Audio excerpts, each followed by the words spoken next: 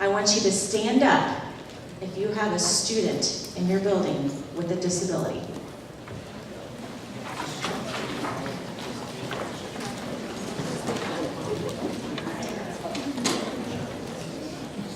That is exactly right.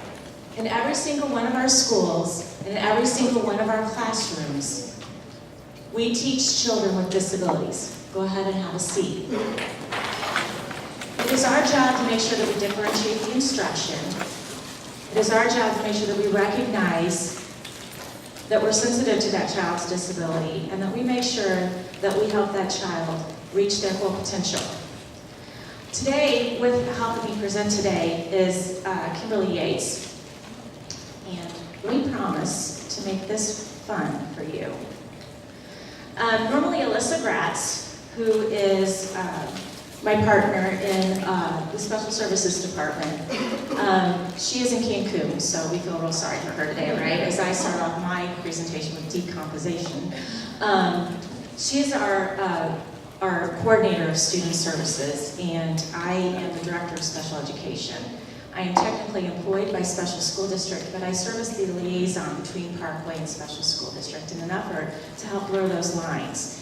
And so as you're in your buildings, we all have special educators in our buildings, and they work under the supervision of area coordinators and your building administrators. Kimberly works under the supervision of Alyssa and works primarily with the supports of student services, facilities, supports for students with 504s, yet we work very collaboratively in our little suite, and truly is a very little suite, just down the hall, in terms of working with all students who may present with disabilities. And we're going to talk about the differences today between 504 and an IEP, who may qualify for one or the other, and help you get an understanding of what your role is in the development and implementation of those plans.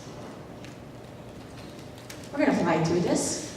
This is the administrative structure. It starts with Dr. Chelsea Watson, who's the Assistant Superintendent of Student Services. Then in SSD, in partnership with SSD, it's Dr. Carla Otto, who is my direct supervisor.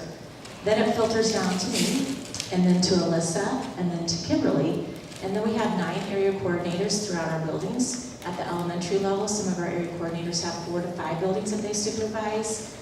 Middle school, they have 2 to 3, and high school each have 1.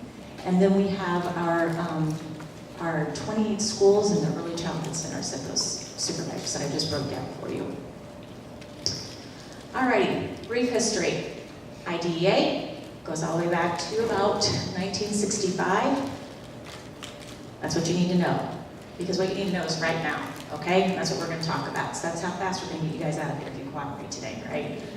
Okay, what you really need to know is that right now we have about 2,800 students in Parkway that have either a 504 or an IEP.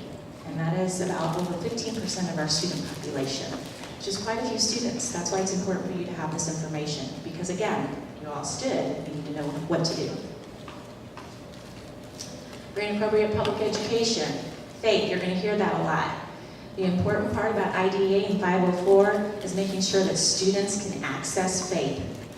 Making sure that we level the playing field and they have equal opportunity to get an access to the curriculum that you provide all students, despite the fact that they may have a diagnosed disability, because we want to do what we did for 10. We want to make sure that we reach their abilities and tap into those strengths.